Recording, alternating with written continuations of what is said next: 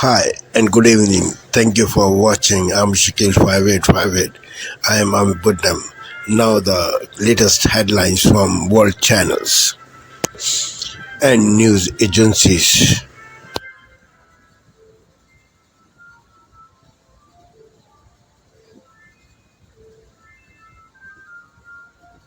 Purported leak. Tonight, it's a battleground blitz with just 2 days to go until Election Day. Both presidential candidates making multiple campaign stops. The final polls show it's too close to call, and the FBI is warning about a new flood of disinformation on social media. Former President Donald Trump in 3 key states while taking aim at the news media, suggesting in a joke that he wouldn't mind someone shooting at reporters, and also saying he should not have left the White House after the 2020 election. One of his biggest supporters, RFK Jr., is now calling for a major change to America's drinking water, one that most health experts strongly oppose. Vice President Kamala Harris focusing squarely on Michigan today after her surprise appearance on Saturday Night Live. A new poll gives her a slight lead in a very red state. What our ABC News poll shows about the race and what to watch for on election night. Our team is following all the latest developments. A late surge of election disinformation. The FBI is now warning about fake videos now flooding social media, where they're coming from, and how they threaten the election. The battle for control of Congress, why the Democrats face an uphill fight, and which races will be the deciding factors. Oklahoma is battered by multiple tornadoes, dozens of homes wiped out overnight. A horrific crash on a Michigan highway, 4 people killed, more than a dozen injured after a tractor trailer barreled into several vehicles. 2 spectacular finishes in the New York Marathon as more than 50,000 take to the city's streets. And America Strong tonight, a true patriot. For decades, she's made sure the voters get to the polls.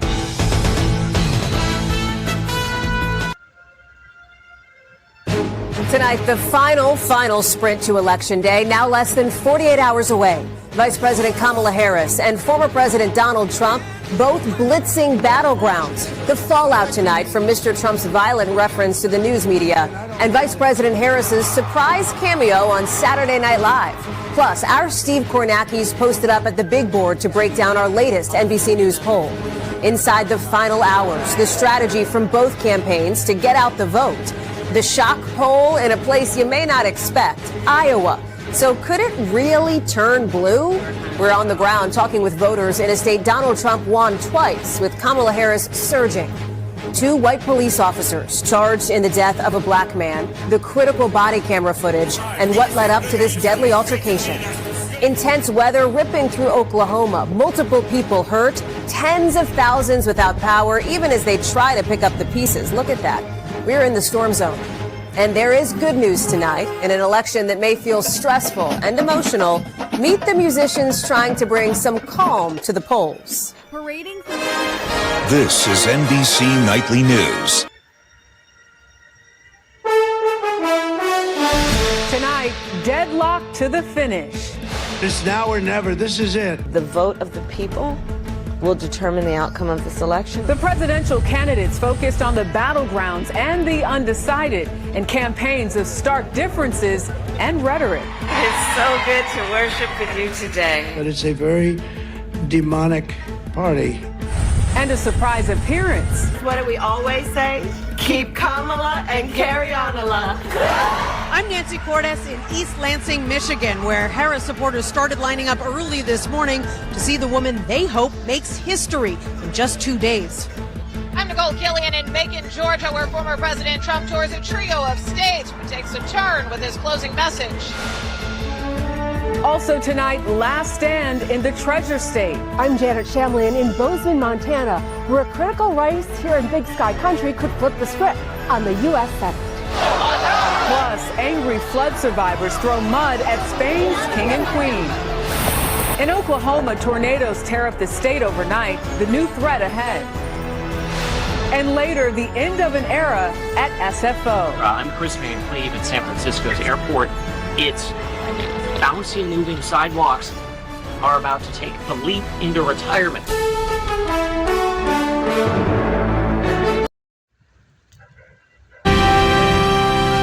Tonight on PBS News Weekend, the effects state restrictions on reproductive rights are having on abortion and infant mortality rates. Then voters with disabilities are working to boost their accessibility and visibility in this year's election.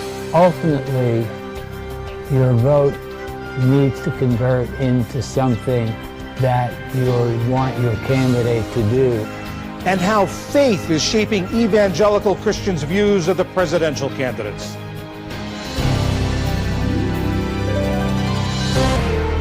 On this Sunday night from Washington, D.C., the closing arguments in a deeply polarized U.S. election. There are those who seek to deepen divisions, sow hate, spread fear, and cause chaos. Harris's plea to her supporters to get out and vote as Trump goes on the attack. She's a radical left Marxist. They are fighting so hard to steal this damn thing. And unprecedented security, a veteran election official on why some polling places are like fortresses.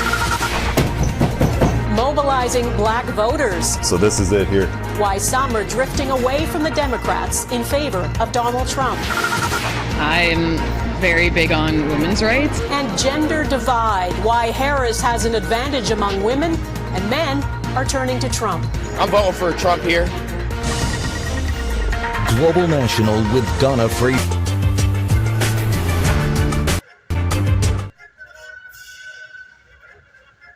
Tonight, in the final hours, the candidates for the White House reach for every possible vote. They are fighting so hard to steal this damn thing. We have the power to decide the fate of our nation. What they're saying in the states that matter most. Plus, election denial. We'll break down how Trump's team is preparing to fight if Harris wins. After our reporting, a wave of new complaints about Canada's biggest telecom providers. I wasn't expecting to get my first bill and have it increase right away. Fired by his longtime employer, a renowned editorial cartoonist on life after newspapers. You know, I've never been viewed more on a daily basis, yet my source of income are drying out. It makes no sense. The Sunday interview with Michael Diatta. From CBC News, this is The National with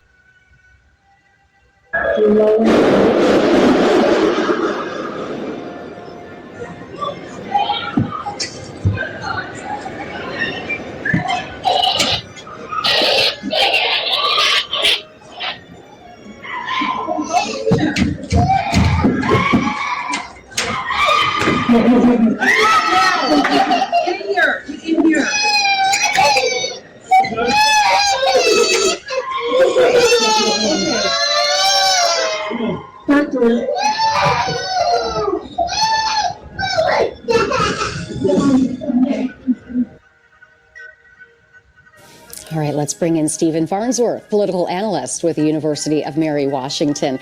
Professor, thanks for being here with us. Trump has rallies scheduled today in Pennsylvania, North Carolina, and Georgia. Harris has multiple stops in Michigan. What are you anticipating from their final push today? From Donald Trump into getting them. Well, learning from these late night that political humor is a good vehicle in Washington. And so there's very much of an idea that connecting with voters who are not that likely to turn out or not that connected to politics, that political humor is a good vehicle for them to do just this. You see, when you look at survey research, that a lot of people do get some political learning from these late night comedy shows. And when you're thinking about an election where you're trying to reach people who are not reflexively partisan, those political junkies who knew which party they were going to vote for even before the nominees were, political humor is a good place for them to go to get to those kind of hard to reach, maybe not likely to turn out voters. We've seen Trump, he's always done this, but especially...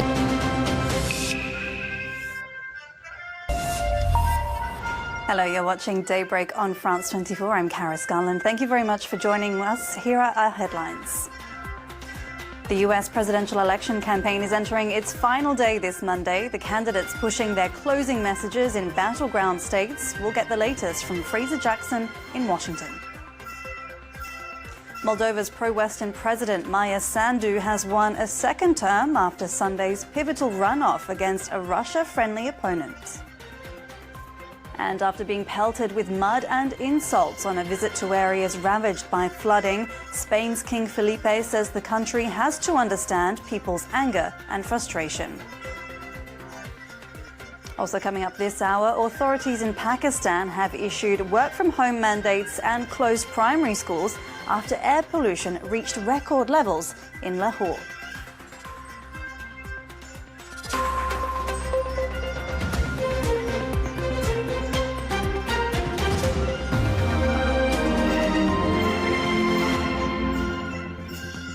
With the hours ticking away to Election Day in the US, both candidates are pushing their closing messages.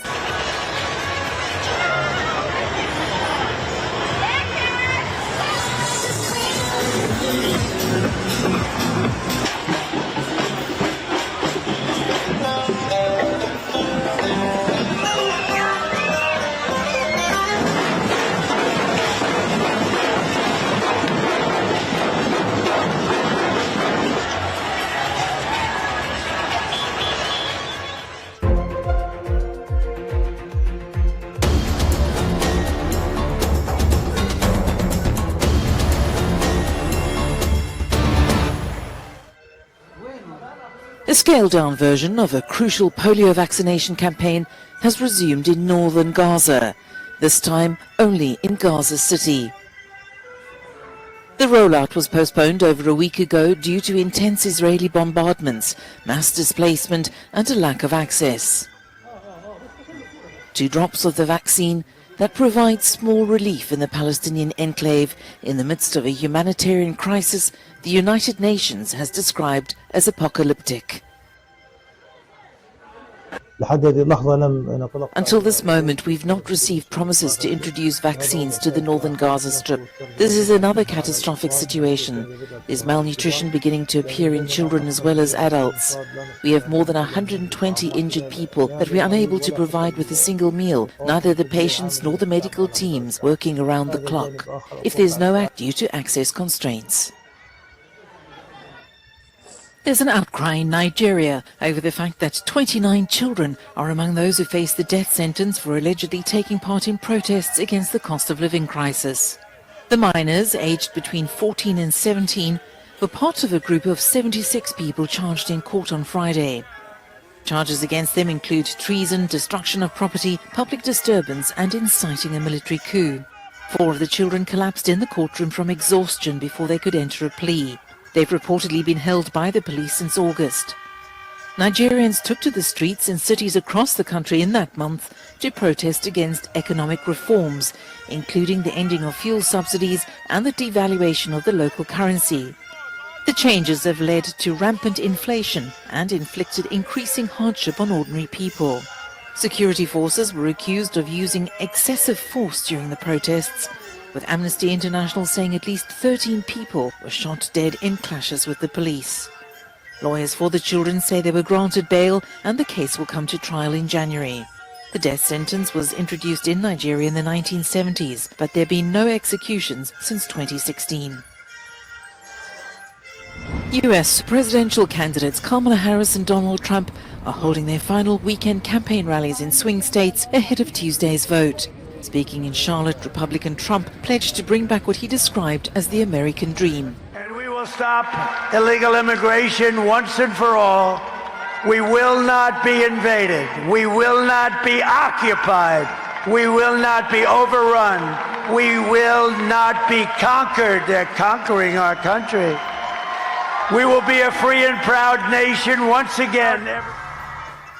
Also in Charlotte, Harris promised a new generation of leadership, pledging affordable housing and healthcare and the protection of women's reproductive rights. And so I'll leave you with this. Let's remember, and please remind everyone, your vote is your voice, and your voice is your power. Harris ended the day by appearing on the popular TV show Saturday Night Live. The latest national polls give her a slight lead in what is a very tight contest.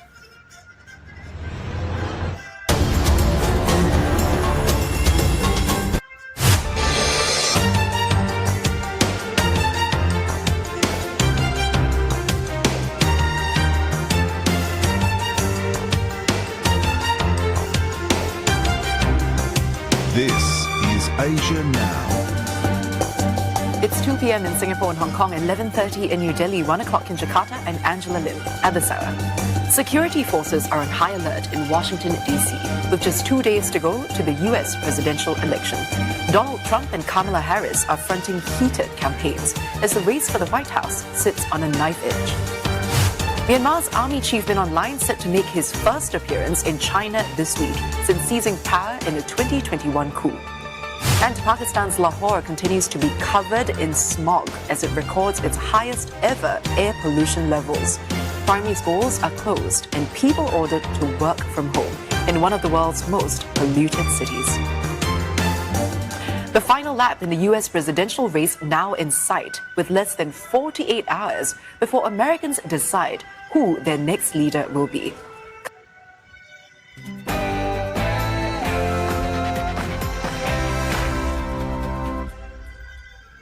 Final day of campaigning as America is set to decide on their next president. Candidates Kamala Harris and Donald Trump tour swing states in a final push for what's being described as a neck-and-neck election.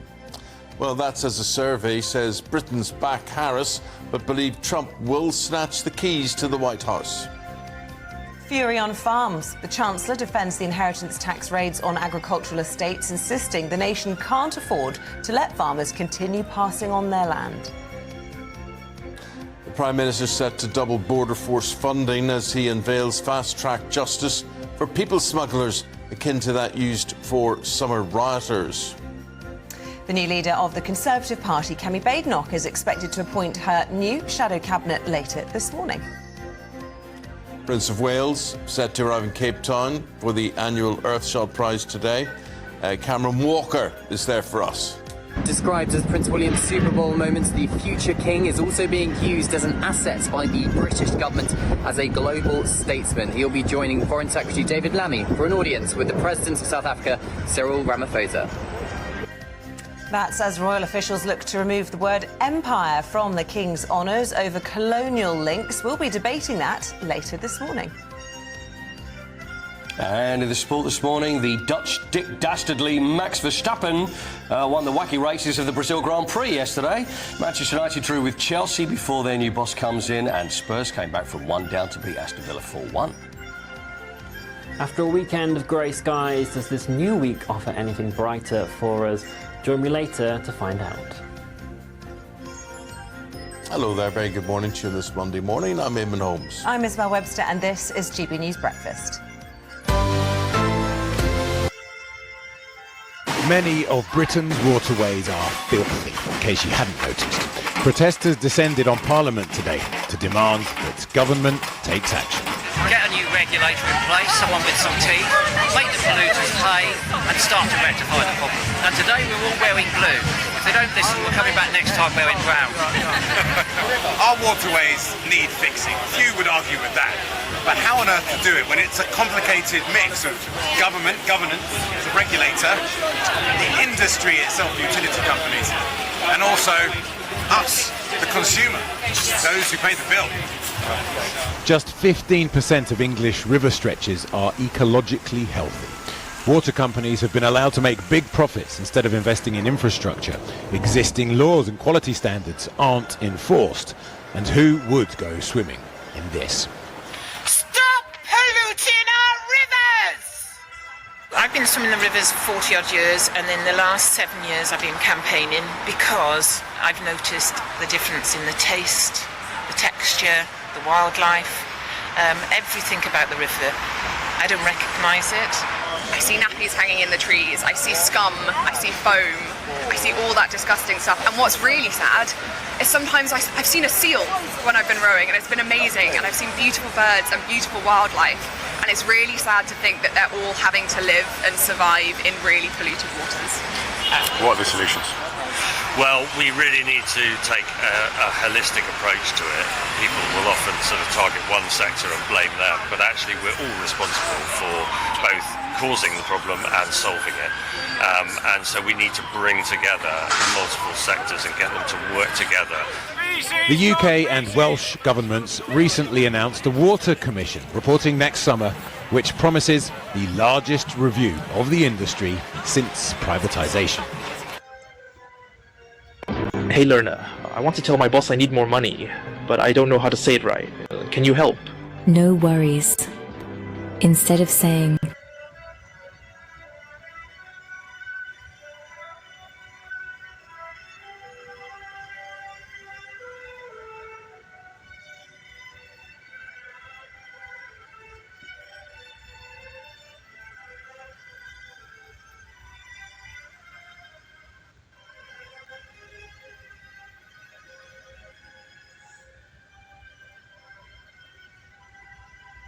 Spain's King Felipe, Queen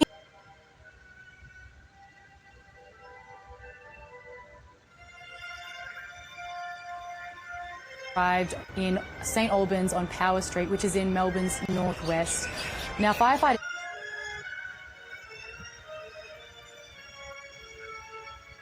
receptive home.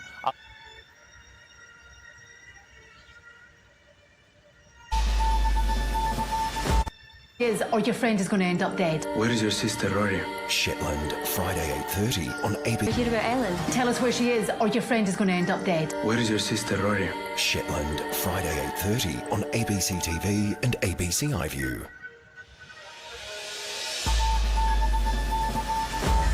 Disturbing deja vu, Donald Trump's unfounded rhetoric of widespread cheating in the US presidential election. The ones that should be locked up are the ones that cheat on these horrible elections that we go through.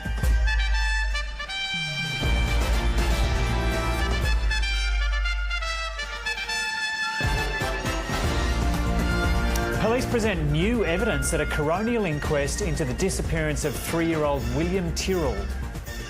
Indonesia's Lewatobi volcano spews ash and lava 2 kilometres into the air in a deadly eruption, forcing evacuations.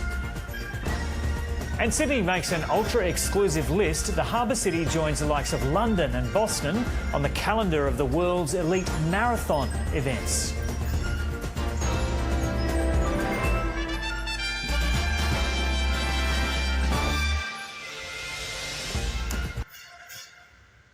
Spain's King Felipe, Queen Letizia, and government officials were given a furious reception by enraged flood survivors during their visit to Valencia.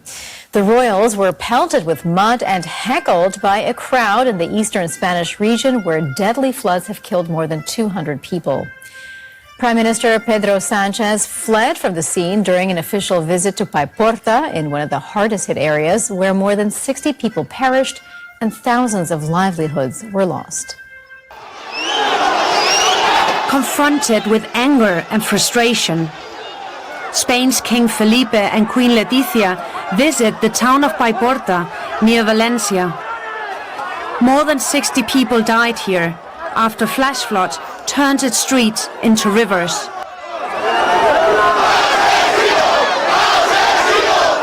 A hostile crowd greeted them with cries of asesino, or killer in English, and some protesters threw objects and mud at them, laying bare a mounting sense of abandonment.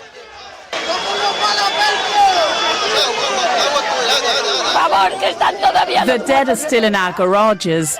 Our neighbours are looking for loved ones. We just want our politicians to come and help. We just want help to cope. Felipe, you should not feel proud of being the king. You should feel proud of your people who have acted in solidarity with us. Everyone except all of you. More than 200 people have died in the floods.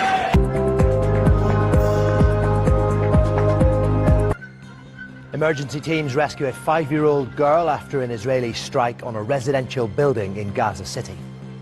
Hello, welcome to TRT World, live from Istanbul with me, Aaron Armstrong. Also ahead on the programme. Lebanon's border towns come under fresh Israeli attack, while separate strikes further damage the ancient city of Baalbek. Kamala Harris vows to end the war in Gaza, while her presidential rival Donald Trump takes aim at the media amid further allegations of election fraud.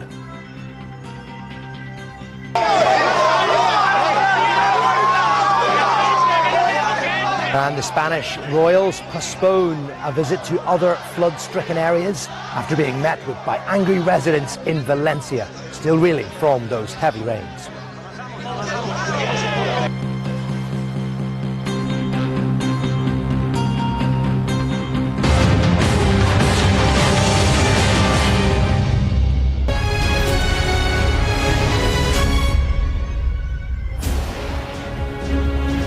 It's 10 o'clock. I'm Yalda Hakim, and this is Sky News at 10, live from Washington. Our top story. Less than 2 days to go for Donald Trump and Kamala Harris to try to secure the winning votes in the tightest election in recent memory. The former president sounding a familiar tune, attacking the media and claiming his opponent's plan to steal the election. What do we always say? Keep Kamala and carry on, Allah. Kamala's comedy double as the Democratic candidate gets a poll boost in a state which should be her opponent's to lose. And the ground operation in the election's ground zero, the young volunteers trying to swing the vote one household at a time. Also on Sky News at 10 tonight.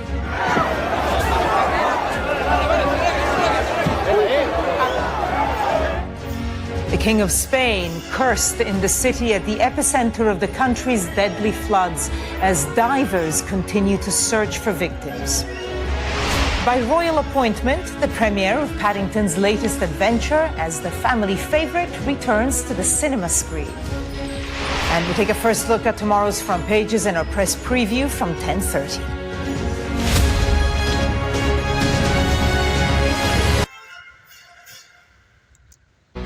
We've got a horrific story here in New York. A Chilean national charged with shooting his girlfriend and her 2 teenage sons, killing one of the boys, is an illegal migrant who re-entered the United States after being deported 20 years ago.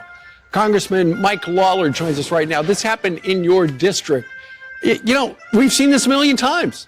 People deported, come back in, do stuff, shouldn't have been here.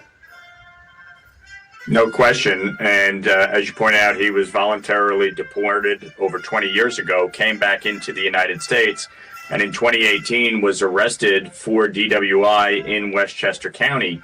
Westchester County, like New York City, like New York State, is a sanctuary county, and the refusal to cooperate with immigration and customs officials is outrageous, and it's wrong. Yeah. This man had no business being here. Last night, I was in Somers with the family and the community to honor the life of the young boy that was killed. It's tragic. This never should have happened. Indeed. In the meantime, you know, it looks like control of the House of Representatives actually runs through New York State. And the Democrats are running a guy big on defunding the police. I've seen your ads. You remind people of that. And it sounds like it's working because you're up in the polls right now.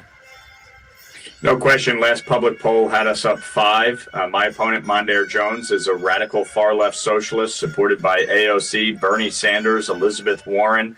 He supports defunding the police, cashless bail, open borders. He wanted to give blanket amnesty to criminal aliens, allow cop killers the right to vote from prison. We do not need him back in Congress, and this district will determine the outcome of control of Congress. So if folks want to help, they can text Mike to 85007 or go to lawlerforcongress.com and help us with a last-minute push. Last-minute question. Thank you for sparing your precious time. This is Amir Shakil. Have a good life. Bye-bye.